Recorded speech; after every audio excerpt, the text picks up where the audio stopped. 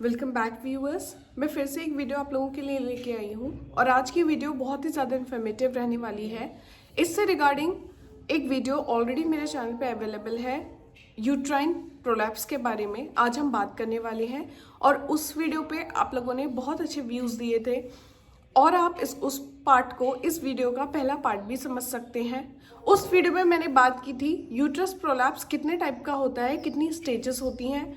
इस वीडियो में मैं ये बात करने वाली हूँ कि अगर यूट्रस प्रोलैप्स आपको हुआ है, आपकी बच्चेदानी लटकने लगी है, तो उसके लिए आप क्या कर सकते हैं, प्रिवेंशन क्या हो सकता है और ट्रीटमेंट क्या हो सकता है। तो वीडियो बहुत ही ज़्यादा इन्फॉर्मेटिव रहने वाली है, इसलिए ज़्यादा से ज़्यादा लोगों तक शेयर करें। वीडियो पसंद आए तो मेरे चैनल को सब्सक्राइब करें। चलिए वीडियो में आगे बढ़ते हैं और पॉइंट वाइज समझते हैं कि हम कैसे प्रिवेंट कर सकते हैं या फिर कैसे ठीक कर सकते हैं यूट्रस प्रोलैप्स को। तो इसको हमने 3 कैटेगरी में डिवाइड किया है। जो सबसे पहली कैटेगरी है वो है नॉन सर्जिकल मेथड्स।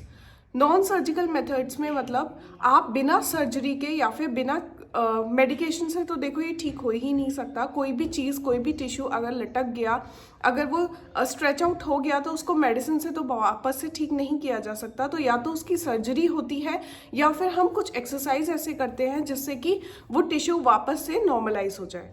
तो नॉन सर्जिकल मेथड्स में आती हैं एक्सरसाइजेस और उसमें से मेन होती है कीगल एक्सरसाइज। कीगल एक्सरसाइज क्या होती है कि वो आपके यूट्रस की मसल्स को कॉन्ट्रैक्ट कर देती है और जो यूट्रस आपका लटकने के चांसेस जो होते हैं उसके बहुत ज़्यादा कम हो जाते हैं। तो सबसे इंपॉर्टेंट चीज़ होती है कीगल एक्सरसाइज।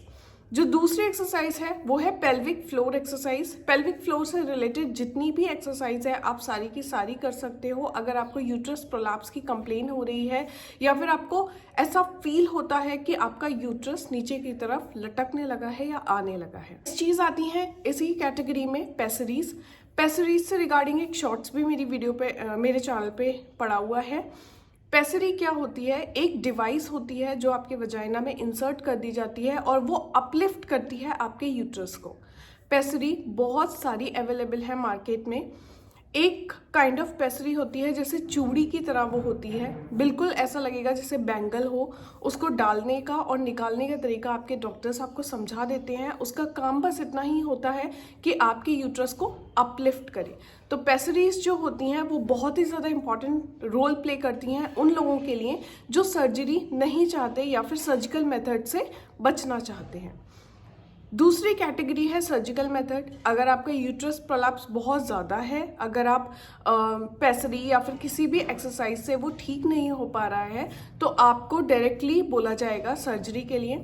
सर्जरी में आपकी हिस्टेरेक्टोमी होगी। हिस्टेरेक्टोमी मतलब कि आपके यूट्रस को आपकी बॉडी से निकाला जाएगा। जितने भी उसकी डिग्री होगी, जितना भी ग्रेड का जौन सा भी हिस्टेरेक्टोमी आप करवाते हो according to and related to your uterus prolapse, वो वाला हिस्टेरेक्टोमी आपका किया जाएगा और जो भी आपका मांस या फिर जो भी आपका टिश्यू लटक रहा है नीचे से उसको ठीक किया जाएगा।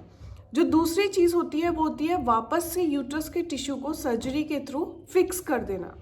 ऐसे ट्रीटमेंट्स भी अवेलेबल हैं कि आपके यूट्रस में सर्जरी करी जाए या फिर उसको अपलिफ्ट किया जाए सर्जरी के थ्रू और वो वापस से नॉर्मल शेप में यूट्रस को लाया जाए।